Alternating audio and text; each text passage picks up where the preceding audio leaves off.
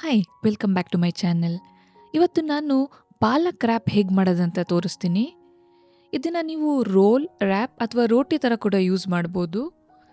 ನಾನು ಈ ರ್ಯಾಪಿಂದ breakfast burrito meal prep ಮಾಡಿದ್ದೆ, ತುಂಬ ಚೆನ್ನಾಗಿ ಬಂದಿತ್ತು. ಇವಾಗ ಇದನ್ನು ಹೇಗೆ ಮಾಡೋದಂತ ನೋಡೋಣ. ಇಲ್ಲಿ ನಾನು ಒಂದು ಪಾತ್ರೆಯಲ್ಲಿ ನೀರು ಕಾಯಕ್ಕೆ ಇಟ್ಟಿದ್ದೆ. ನೀರು ಬಿಸಿ ಆದಮೇಲೆ ಅದಕ್ಕೆ ಪಾಲಕ್ ಹಾಕ್ತೀನಿ. ಪಾಲಕ್ಕನ್ನು ಒಂದು 5 ನಿಮಿಷ ಬಿಸಿ ನೀರಲ್ಲಿ ನೆನೆಯಕ್ಕಿಡೋಣ. 5 ನಿಮಿಷ ಆಗಿದೆ. ನಾನು ಪಾಲಕ್ನ ಸ್ಟ್ರೈನ್ ಮಾಡ್ಕೊತೀನಿ.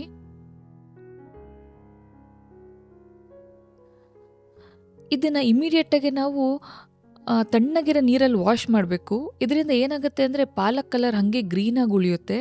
ಇನ್ ಕೇಸ್ ಈ ಸ್ಟೆಪ್ಪನ್ನು ನೀವು ಮಿಸ್ ಮಾಡಿದ್ರೆ ಬಿಸಿಗೆ ಇನ್ನೂ ಅದು ಬೇಯ್ತಾ ಕಪ್ಪಾಗಿಬಿಡುತ್ತೆ ಪಾಲಕ್. ಅದಕ್ಕೆ ತಣ್ಣಗಿರೋ ನೀರಲ್ಲಿ ವಾಶ್ ಮಾಡಲೇಬೇಕು. ಇವಾಗ ಹಿಟ್ಟು ಕಲಸೋಕ್ಕೆ ನಾನಿಲ್ಲಿ 3 ಕಪ್ ಮೈದಾ ಹಿಟ್ಟು ತೊಗೊಂಡಿದ್ದೀನಿ. ನೀವು ಗೋಧಿ ಹಿಟ್ಟಾದರೂ ಬಳಸ್ಬೋದು.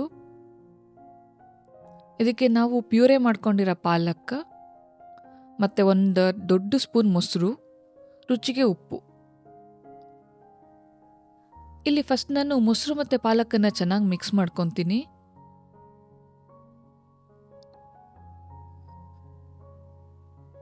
ಅದೊಂಚೂರು ಚೆನ್ನಾಗಿ ಮಿಕ್ಸ್ ಆಗಿದೆ ಅಂತ ಆದಮೇಲೆ ಹಿಟ್ಟಿನ ಜೊತೆ ಮಿಕ್ಸ್ ಮಾಡೋಕ್ಕೆ ಸ್ಟಾರ್ಟ್ ಮಾಡ್ತೀನಿ.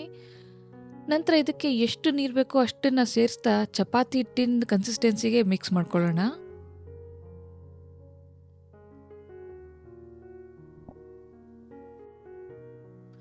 ಇದನ್ನು ಪಲ್ಯ ಅಥವಾ ಕರಿ ಯಾವುದ್ರ ಜೊತೆ ಬೇಕಾದರೂ ತಿನ್ಬೋದು, ಅಥವಾ ರ್ಯಾಪ್ ಥರ ಬೇಕಾದರೂ ಯೂಸ್ ಮಾಡ್ಬೋದು. ಇವಾಗ ಹಿಟ್ಟು ಚೆನ್ನಾಗಿ ಕೂಡಿದೆ. ಇವಾಗ ಇದಕ್ಕೆ ನಾನೊಂಚೂರು ಎಣ್ಣೆ ಹಾಕ್ಕೊಂಡು ಇನ್ನೊಂದ್ಸತಿ ಮಿಕ್ಸ್ ಮಾಡ್ಕೊತೀನಿ.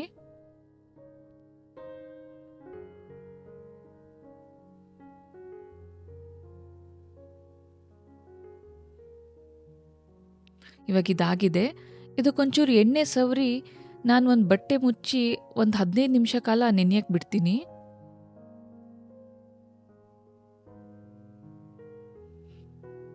ಇವಾಗ 15 ನಿಮಿಷ ಆಗಿದೆ. ಈ ಕನ್ಸಿಸ್ಟೆನ್ಸಿಯಲ್ಲಿರಬೇಕು ಹಿಟ್ಟು. ಇವಾಗ ಇದನ್ನು ಸಣ್ಣ ಸಣ್ಣ ಉಂಡೆಗಳಾಗಿ ಡಿವೈಡ್ ಮಾಡ್ಕೊಳ್ಳೋಣ. ಇಷ್ಟು ಹಿಟ್ಟಿಂದ ಸುಮಾರು 10 ರಿಂದ 12 ರ್ಯಾಪ್ ಆಗುತ್ತೆ.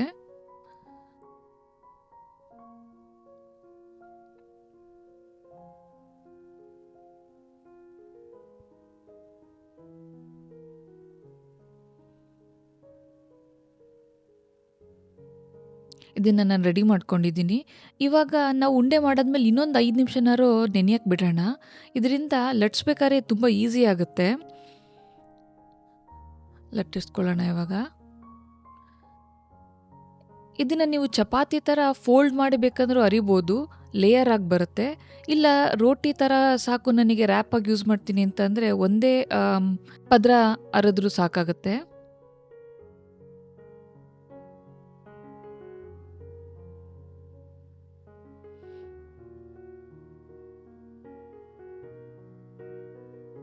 ಇವಾಗ ಇದನ್ನ ತವಾ ಮೇಲೆ ಹಾಕ್ಕೊಳ್ಳೋಣ.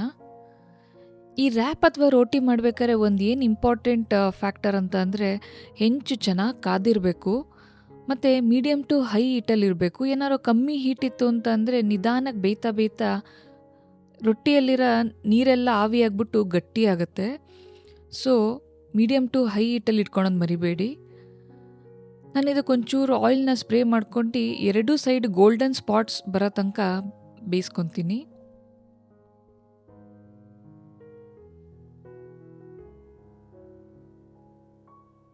ಇವಾಗ ಇದು ಆಗಿದೆ.